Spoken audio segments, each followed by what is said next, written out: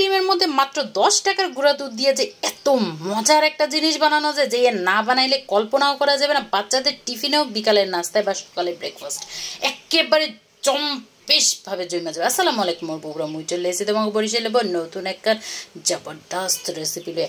এই জন্য প্রথমেই কি করতে হবে, 1/3 কাপ চিনি ক্যারামেল করে লইতে হবে। ক্যারামেলের সুন্দর একটা কালার আইলে 1 টেবিল চামচ পরিমাণে ঘি দিয়ে দিতে হবে। ঘি দিয়ে যখনই এটার কালারটা আরেকটু ডার্ক হবে সের মধ্যে দিয়ে দিতে হবে 2 টেবিল চামচ পরিমাণে গুঁড়া দুধ।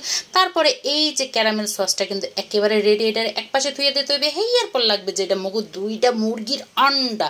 সেই আন্ডার মধ্যে দিয়ে দিব 10 টাকা দামের একটা গুঁড়া দুধের প্যাকেটের ভিতরে যতটুকু থাকবে অতটুকুই ঢাইলে দেবো। ঢাইলে দেওয়া হয়ে গেলে একটা হুইক্স দিয়ে সুন্দর মতো এটার ঘোটাঘুটি করে মিশাই লইতে হবে দুধের সাথে। এই গুঁড়া দুধটারে মোটামুটি যখনই মিশানো হয়ে যাবে 2 টেবিল চামচ পরিমাণে চিনি দিয়ে দিব। আর চিনিটা অবশ্যই আপনাকে পছন্দ মতো দেবেন।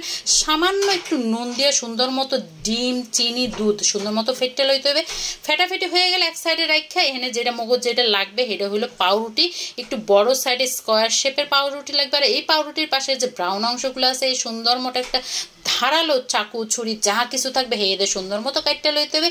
কাটা হয়ে গেলে সেই পাউরুটির স্লাইসগুলো সেই ডিম দুধের মিশ্রণ সুন্দর মতো কোটিং করে লইতে হবে। হেয়ের পর আরেকটা ফ্রাই প্যান লইতে হবে। হেয়ের মধ্যে দিয়ে দিব ঘি 2 টেবিল চামচ পরিমাণে। আপনারা চাইলে এখানে তেলও ব্যবহার করতে পারেন, আবার বাটারও ব্যবহার করতে পারেন। মোট দ্বারা ঘি আসলে আমি ঘি ব্যবহার করছি। একটা করে পাউরুটির স্লাইস দিতে হইবে সেই ডিম দুধের ব্যাটারে কোট করে। হেয়ের পর অল্প অল্প করে চিজ দিয়ে দিতে হইবে।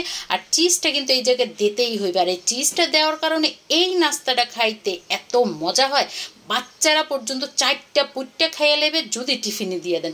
প্রত্যেকটা লেয়ারেই কিন্তু মুই চিজ দিয়ে দিছি। চিজ দেওয়া হয়ে গেলে এক পাশ যখন ব্রাউন হয়ে যাবে তখন আরেক পাশ উল্টাই দিতে হইবে। প্রত্যেকটা পাশ কিন্তু একবার করে রাঁধতে হইবে। আর একটা পাশ যখন সুন্দর মতো ভাজা হবে তখনই এটার উল্টাই পাল্টাই লইতে হইবে। তারপরে যে সাইডগুলো আছে সেগুলো সুন্দর মতো একটু এপাশ ওপাশ করে প্রত্যেকটা সাইড মানে 4টা সাইডে কিন্তু সুন্দর মতো ঘুরে ঘুরে ভাজে লইতে হবে। আর একটু সময় নিয়ে ভাজতে হবে যাতে ভিতরটা সুন্দর মতো কুক হয়ে যায়। আর যদি তাড়াহুড়া করেন তাহলে উপরে তো রং চলে যাবে কিন্তু ভিতরে দেখবেন যে আবার কাঁচা থেকে যাবে। যাই হোক, ভাজাভাজি হয়ে গেলে হেয়ার পর যে ক্যারামেল সসটা আমরা বানিয়ে রাখছিলাম সেই ক্যারামেল সসটা কিন্তু উপর দিয়ে সুন্দর মতো দিয়ে দিতে হবে। দেওয়া হয়ে গেলে এটার লুকটা দেখেন জাস্ট ওয়াও, এত মজা হয়েছে। দেখতে যেমন সুন্দর, খাইতে তেমনই মজা হয়েছে।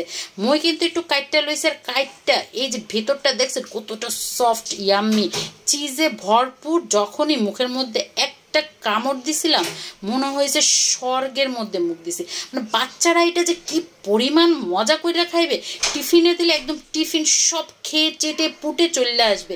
দেখবেন কোনো একটু অংশ টিফিন বক্সের বাকি নেই। আর সন্ধ্যায় চায়ের সাথে ও সেই লাগবে খাইতে সে।